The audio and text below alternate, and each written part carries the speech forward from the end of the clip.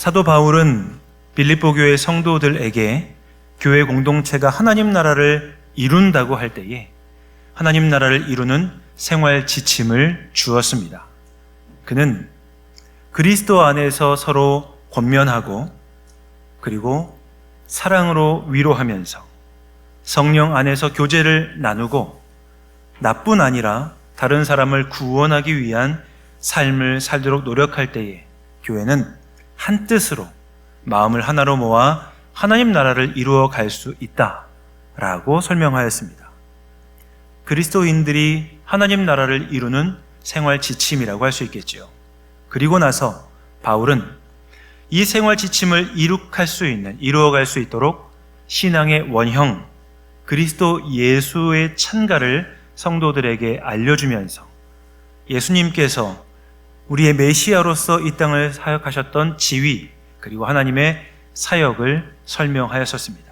이제 하나님 나라를 어떻게 이루어갈지에 대한 지식, 그리고 그 나라를 이루어 가셨던 예수 그리스도의 모습을 성도들은 알게 되었습니다. 지식은 완비가 된 것이지요.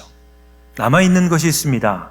지식으로 알고 있었던 것을 삶의 현장, 실제 현실에서 구현하는 일이 남은 것입니다.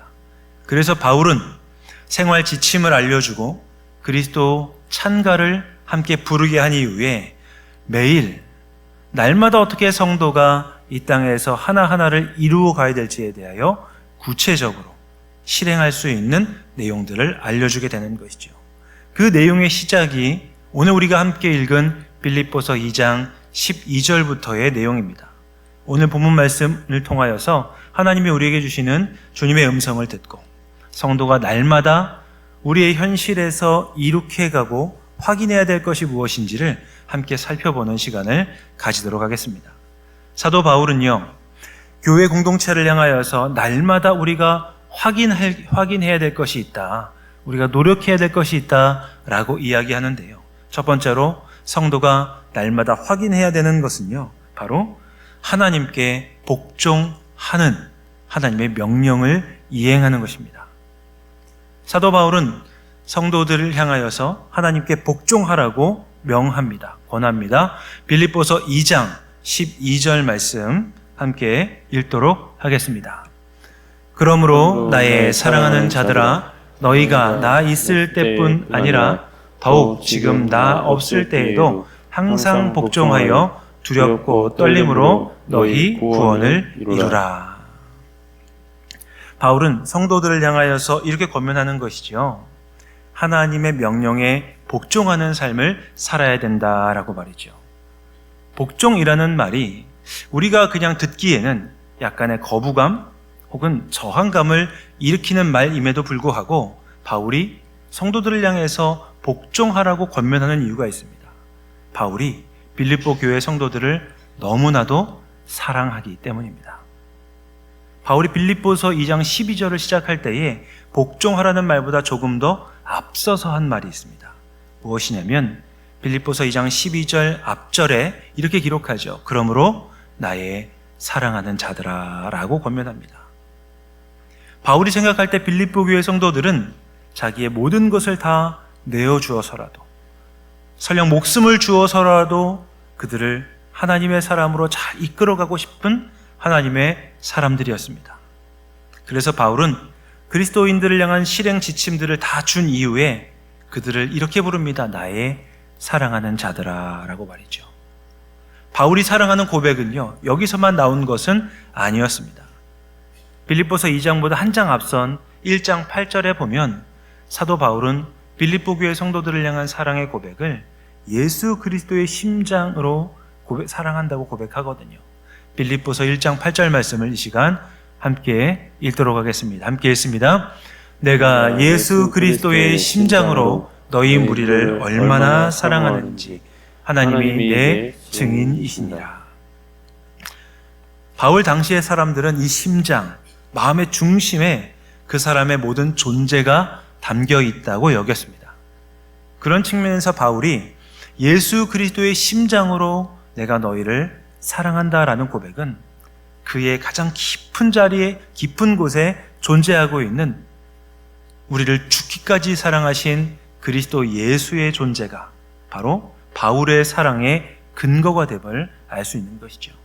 바울이 그처럼 빌립보 교회에 있는 성도들을 향하여서 나의 사랑하는 자들아 라고 말하는 것에는 내 목숨을 주어서라도 내가 여러분의 신앙이 조금이라도 더 나아질 수 있다면, 여러분의 신앙이 날마다 하나님을 더 알아갈 수 있는 것으로 성장해 갈 수 있다면 내 목숨까지도 줄 수 있는 하나님의 사랑으로 여러분을 고백합니다 라고 이야기하는 것이죠.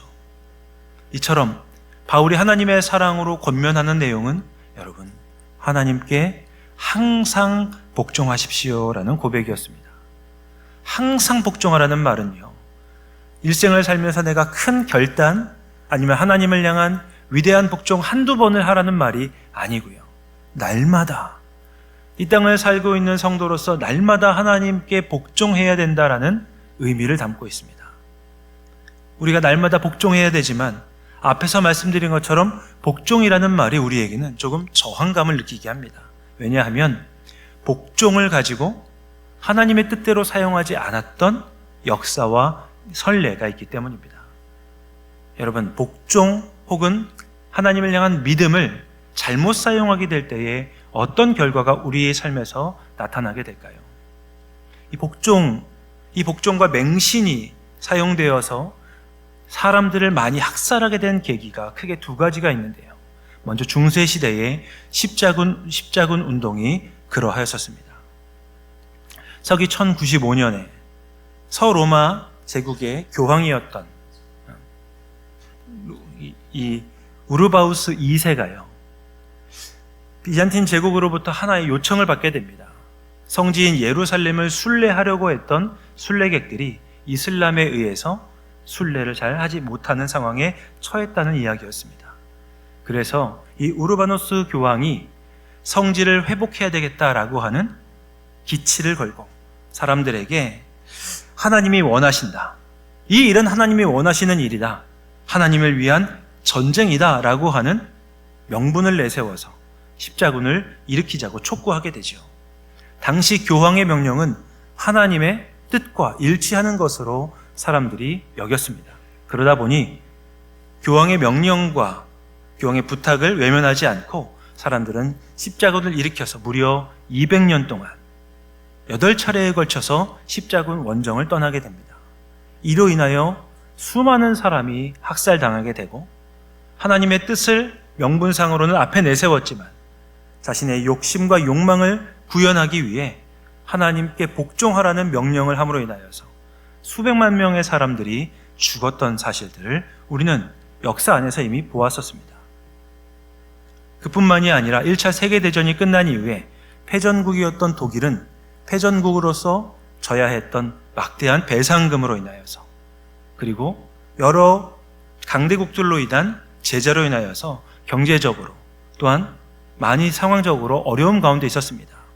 이때에 민족주의를 앞세운 독일의 히틀러와 나치당이 독일을 점차 점령해 가기 시작했을 때에 히틀러는 독일 교회가 가지고 있던 이 종교적인 힘을 얻고자 하였습니다. 그들을 포섭하게 되었고 결국 독일 교회가 히틀러를 하나님이 보내신 위대한 지도자로 추앙하게 됩니다.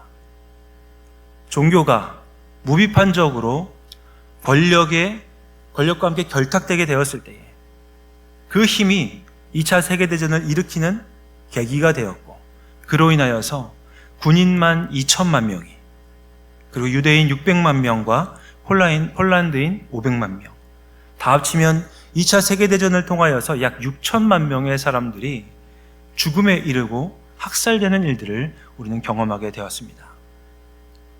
그런 사실들을 볼 때에 하나님의 뜻을 우리가 앞으로 내세우며 하나님의 사람들에게 복종을 강요한다고 했을 때에 그 복종에 맹신하는 일들을 보여주면 복종과 맹신이 가정을 혹은 사회 공동체를 파괴하는 결과로 나타나는 일들을 우리는 보게 되는 것이죠. 비단 과거의 일만 아니라 오늘을 살아가고 있는 우리에게도 하나님의 뜻이 무엇인지 우리가 고민하지 않고 단지 어떤 특정한 사람의 이야기에 맹신하게 되었을 때 우리의 가정도, 우리가 살고 있는 공동체와 교회 공동체도 얼마든지 어그러질 수 있고 무너질 수 있는 위험이 있다는 사실을 우리는 알아야 할 것입니다. 그렇다고 하면 바울이 빌립보 교회 성도들을 향하여서 항상 복종하라라고 할 때에 바울은 누구에 대하여 복종하라고 이야기하는 것일까요? 바울이 편지를 쓰고 있는 자기 자신에 대하여 나에게 복종하라고 권면하고 있는 것일까요? 그렇지 않습니다. 바울이 빌립보 교회 성도들을 향하여 복종하라라고 말하는 그 복종의 대상은 바로 하나님입니다. 하나님의 말씀이요, 하나님의 뜻이요, 하나님의 마음에 빌립보 교회 성도들이 복종하라고 바울은 권하고 있는 것이죠. 빌립보서 2장 12절 말씀을 보시면 이렇게 기록이 되어 있다고 살펴보았습니다. 너희가 나 있을 때뿐 아니라 내가 없는 지금도 항상 복종하는 대상은 일치하는 것이죠. 바로 하나님입니다. 그렇다고 하면 성도가 하나님께 날마다 복종하기 위해서 무슨 일이 있어야 될까요? 먼저 하나님의 마음을 알아야 되겠죠. 하나님의 뜻을 우리가 분별할 수 있어야 될 것입니다. 하나님의 마음과 하나님의 뜻을 알 수 있는 자리로 성도는 나아가야만 하나님의 뜻에 복종할 수 있을 것입니다. 하나님의 마음, 하나님의 뜻, 하나님의 말씀을 들을 수 있는 자리가 어디이겠습니까? 하나님 앞입니다. 성도가 하나님 앞에 머무를 때에 구체적으로 말씀을 드리면 예배, 그리고 기도, 말씀의 자리에 있을 때에 하나님의 말씀을 듣고 말씀을 읽고 말씀을 연구하고 말씀을 묵상하며 말씀을 암송하는 그 자리에서 우리는 내 앞에 계신 하나님의 마음과 뜻을 알 수 있게 되는 것이죠.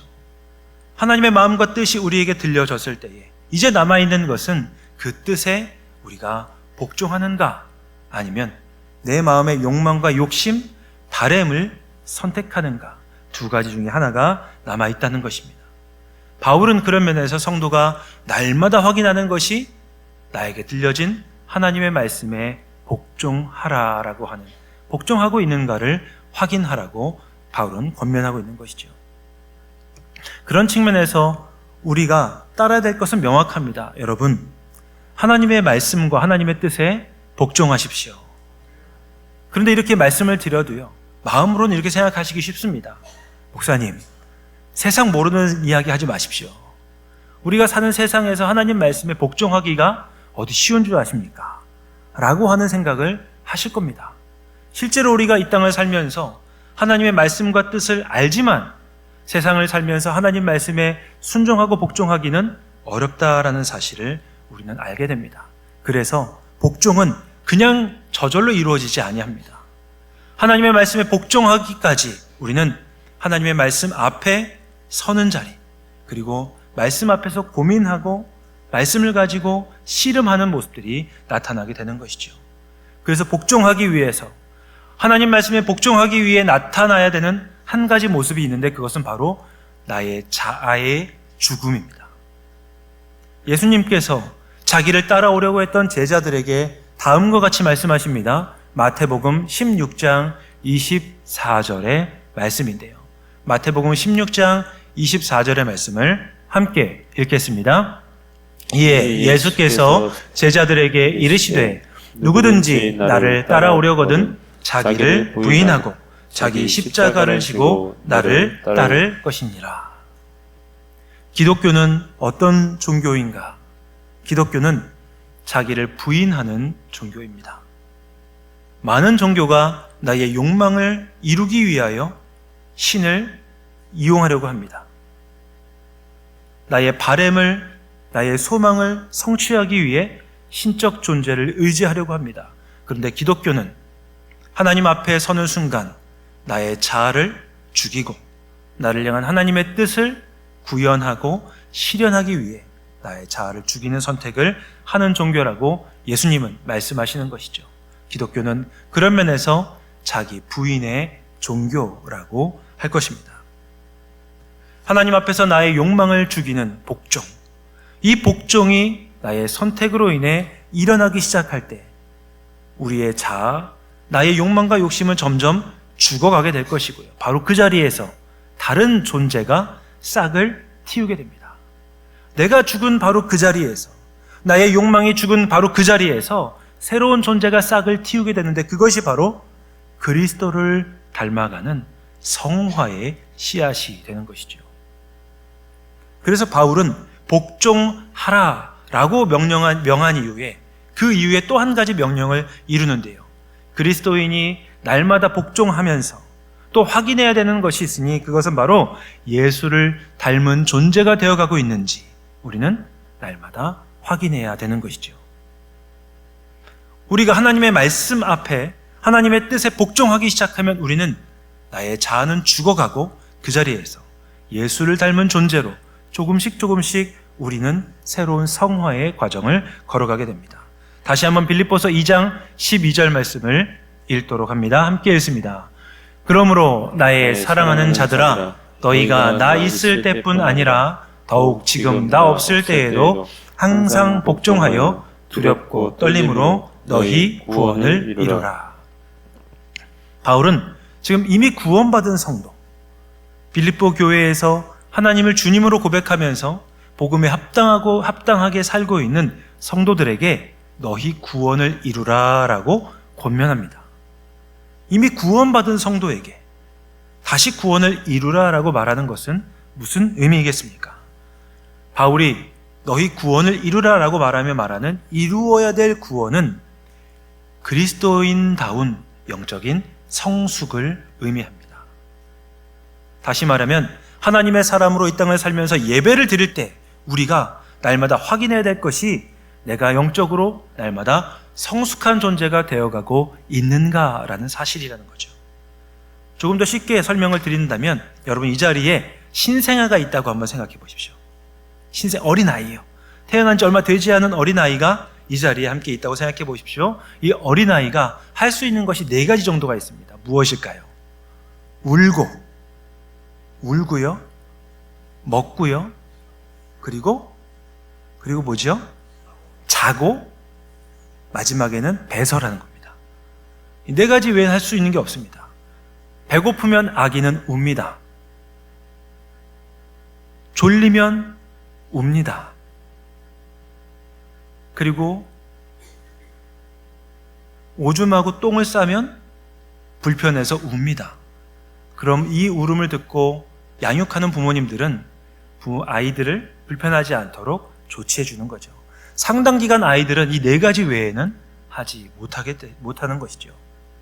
아직 사람이지만 온전히 사람의 역할을 한다고는 볼 수 없을 것입니다. 그러나 아기가 점점 우유와 젖을 먹으면서 성장하게 되면 나중에는 배가 고프면 배고프다고 말을 하게 될 것이고요. 졸리면 졸리다고 이야기를 할 수 있는 성숙함을 갖게 되겠죠. 그러나 아직 어린 아이라 하더라도 영적으로 크게 성숙하고 성장했다고 보기 어렵기 때문에 자기가 짜증이 날 때는 어린 아이는 아직 짜증을 냅니다. 화가 나면 미워하고요. 다른 사람을 질투하는 일이 생기면 시기하고 질투하는 것을 가감없이 보여지는 모습이 어린 아이라고 할 수 있겠지요. 하지만 어린 아이의 시절을 지나서 청소년과 청년, 장년이 되게 되면 화를 낼 상황에서도 화를 내지 않을 수 있는 실력을 갖추게 될 것입니다. 왜냐하면 화를 내야 될 상황에서 화를 내게 됐을 때 다른 사람과 부딪히고 싸움을 하게 되고 관계가 틀어지는 것을 경험하기에 성숙하다라는 것은 싸워야 될 상황 가운데서도 누군가를 미워해야 될 상황에서도 미워하지 않고 싸우지 않을 수 있는 성숙함을 동반한다고 할 수 있을 것입니다. 그런 측면에서 영적으로 성숙해진다는 것은 우리의 말을 통하여 성숙한 그리스도인의 말이, 우리의 행동을 통하여 살아계신 예수님과 같은 행동이 나타난다는 것을 바울은 의미하기에 너희 구원을 이루라 라고 권면하고 있다는 사실을 우리는 기억해야 할 것입니다. 성령 하나님께서는 성도에게 날마다 찾아오십니다. 그리고 하나님의 마음, 하나님의 뜻, 하나님의 생각을 우리에게 알려주십니다. 그러나 우리의 본능, 죄된 세력은 우리가 본능대로 행동하도록, 하나님의 뜻대로 행동하지 아니하도록 우리를 유혹하겠죠. 그러하기에 성도는 복종을 위한 씨름과 싸움을 날마다 경험하며 살 수밖에 없습니다. 우리가 하나님께 복종하겠다고 선택하여서 하나님 말씀을 따르겠다고 선택하게 되면 우리는 말씀에 복종했다고 할 것입니다. 우리가 하나님께 복종하면 말씀드린 것처럼 예수님을 닮아가는 영적 성장이 있다고 말씀드렸잖아요. 얼만큼 영적 성장이 일어날까요? 아주 조금입니다. 우리가 하나님의 말씀에 순종할 때 우리는 예수님을 아주 조금 닮아갈 수밖에 없다라는 것이죠. 이 조금이라는 말을 여러분 꼭 기억하셔야 됩니다. 내가 하나님 말씀에 순종하면 들려진 하나님 말씀을 받아들이고 이 말씀에 나의 자아를 죽여서 복종하면 우리가 하루아침에 예수님처럼 성장한다라고 이해하시면 그것은 잘못된 이해입니다. 아주 조금 예수님을 닮아갈 수밖에 없다는 것이죠. 이렇게 말씀드리면 꼭 이렇게 질문하시는 분들이 계십니다. 얼만큼 시간이 걸리면 우리가 예수님을 온전하게 닮아갈 수 있을까요? 이렇게 물어보시는 분들이 꼭 계시거든요. 그래서 제가 대답을 준비해 놓았죠. 한번 따라해 보겠습니다. 복종함으로, 다시 한번 하겠습니다. 복종함으로 주님을 닮아가는 데는 30년쯤 걸립니다. 옆에 있는 분에게 이렇게 이야기하시겠습니다. 복종함으로 주님을 닮아가는 데는 30년쯤 걸립니다. 이렇게 이야기해 주십시오.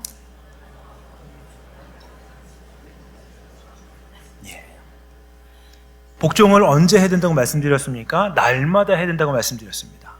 날마다 우리가 주님의 뜻에 복종하면서 우리의 자아를 죽이고 주님의 뜻을 이루고자 했을 때에 우리의 말과 행실을 통해 예수님의 성숙한 삶이 드러나기까지 약 30년쯤의 노력과 훈련이 필요하다는 사실을 우리는 기억해야 됩니다.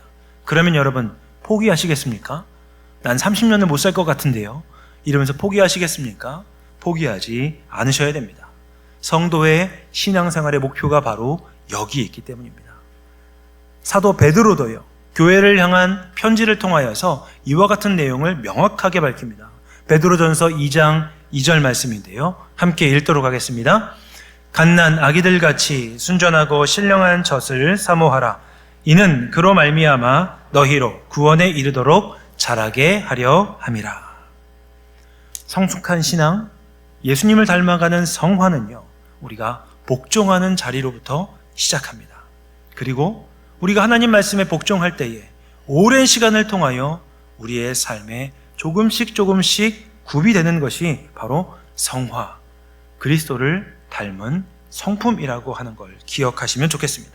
그래서 바울은요, 우리가 날마다 하나님께 복종하기를 확인하고 우리가 예수님을 닮아가고 있다는 사실을 확인하면 그것을 통하여 나를 바라보시는 하나님의 눈길, 하나님의 시선을 날마다 확인해야 된다라고 이어서 권면하는데요. 세 번째로 바울이 성도를 향해 확인하라고 이야기하는 것은 성화를 기뻐하시는 하나님을 확인하라라고 이야기합니다.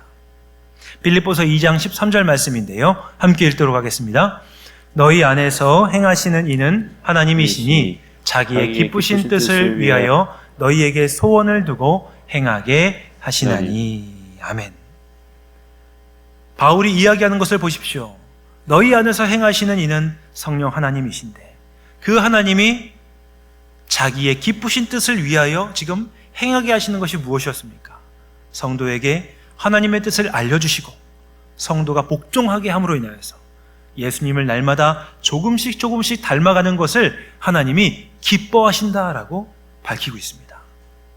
우리가 신앙생활을 하면서 예배를 드리고 말씀을 읽고 봉사와 섬김을 하면서 예수님을 알아갈 때에 하나님의 뜻에 복종하며 이 땅을 살아갈 때에 우리는 예수님을 조금씩 더 닮아가게 될 것이고 그런 우리의 영적 성장을 바라보시는 하나님은 우리를 바라보시면서 흡족하게 매우 기뻐하신다라고 말씀하시는 것이죠. 예수님이 바로 이러한 일들을 날마다 경험하며 사셨습니다. 예수님께서 이른 아침 아직 해가 뜨지 않았을 때에 하나님 앞에 나아가 기도하실 때마다 예수님께서는 하나님께서 자신을 바라보시며 하시는 음성을 들으십니다. 너는 내가 사랑하는 자요 내가 기뻐하는 자다. 예수님께서 예수님으로 이 땅을 사실 때 주님의 음성을 들으셨다면 우리가 예수님을 닮아감으로 인하여서 나의 입술의 말이 예수님의 말이 되고 나의 손과 발이 행하는 것이 예수님의 행실이 될 때에 하나님은 우리를 바라보시면서 기뻐하신다는 것을 확인하고 알 수 있게 되는 것이죠. 우리가 영적인 성장을 이루는 것이 왜 하나님께 기쁨이 되겠습니까? 사도 바울은 우리가 영적 성장을 이루는 것이 어떤 결과를 보여주는지를 성도들에게 알려줍니다. 에베소서 4장 14절에서 15절 말씀을 보시면 이런 영적인 성장을 이루는 모습에 대하여 사도 바울이 다음과 같이 밝혀줍니다. 에베소서 4장 14절과 15절 말씀 함께 읽겠습니다. 이는 우리가 이제부터 어린아이가 되지 아니하여 사람의 속임수와 간사한 유혹에 빠져 온갖 교훈의 풍조에 밀려 요동하지 않게 하려 함이라. 오직 사랑 안에서 참된 것을 하여 범사에 그에게까지 자랄지라. 그는 머리니 곧 그리스도라.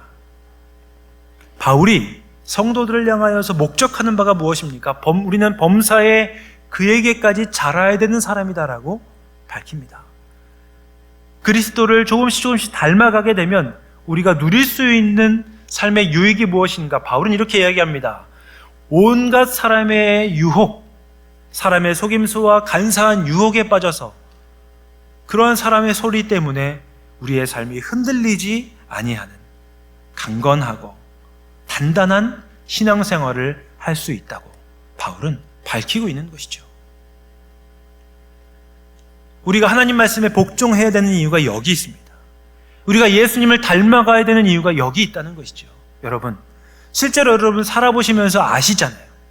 다른 사람이 나한테 하는 말 한마디 때문에 우리 마음이 얼마나 많이 흔들립니까? 다른 사람이 나를 바라보는 시선이 어제와 조금 다르다는 이유로 우리가 잠도 자지 못하고 전전긍긍하면서 살 때가 얼마나 많이 있냐는 것입니다. 그런데요, 내가 아무리 내 마음에 다른 사람 말 신경 쓰지 않겠다고 생각해도 그게 잘 되지 않는 것이 우리의 실존인데 바울은 그거에 신경 쓸 필요 없다고 이야기하는 겁니다. 우리가 그리스도를 닮아서 조금씩 영적으로 성장하게 되면 사람의 속임수, 다른 세상의 유혹으로부터 우리가 흔들리지 않는 하나님의 사람으로 굳건하게 살 수 있다고 밝히니 이런 사람들을 바라보면서 하나님이 어찌 기뻐하지 않겠느냐라고 말하고 있는 것이죠. 그래서 바울은 성도가 이 세상을 하나님의 사람답게 담대하게 살 수 있도록 날마다 말씀에 복종하라고 권면합니다. 그리고 그 복종의 자리를 통해 예수 그리스도를 조금씩 닮아갈 때에 우리는 하나님이 기뻐하실 만한 삶을 살게 될 것이라고 말씀하고 있는 것이죠.